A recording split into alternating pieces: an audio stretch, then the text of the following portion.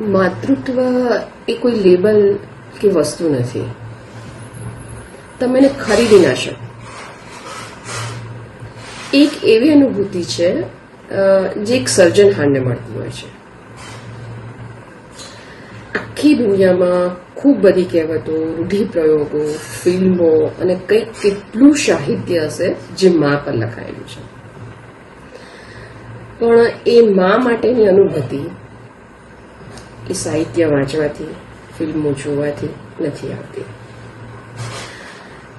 એ અનુભૂતિ ત્યારે જ આવે જ્યારે એક સ્ત્રી મા બને.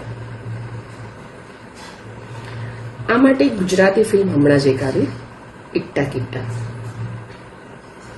ફિલ્મ દરેક વર્ગના લોકોએ જોવા જેવી છે,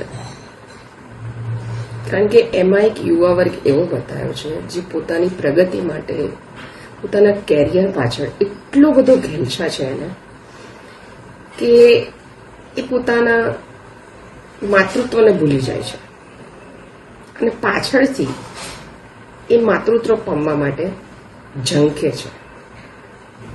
બીજી બાજુ એવા અનાથ બાળકો છે જેને માતા પિતા નથી અને એ લોકો પ્રેમ માટે, કાળજી માટે ઝંખે છે. એટલે એવું કહેવાય કે આવા યુવા વર્ગો અને આવા અનાથ બાળકો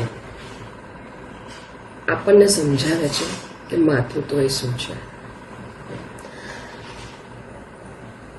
પૃથ્વી પરનો કોઈ પણ જીવ હોય, પછી એ પશુ હોય, પંખી હોય કે વૃક્ષ હોય, ઈશ્વરે દરેકને માતૃત્વ આપેલું છે અને કદાચ ઈશ્વરે એક અમૂલ્ય ભેટ પૃથ્વી પર આપી છે. આ સૃષ્ટિ કદાચ એટલે જ હજુ સુંદર છે કે એક મામાં નવા જીવનનું સર્જન કરવાની ક્ષમતા છે. માતૃત્વ દિવસ પર દરેક એ માને વંદન છે જ્યાં અવલૌકિક સૃષ્ટિની સર્જનહાર. હવે આ સર્જનહાર ક્યાંક ફળ રૂપે, ક્યાંક ફૂલ રૂપે, તો ક્યાંક જીવ સ્વરૂપે, તો ક્યાંક દિવ્ય આત્માનું સર્જન કરીને આપણને ભેટ આપે છે. તો દરેક એ માને વંદન છે જેને આ કડી અને સર્જન ચાલુ રાખ્યું છે.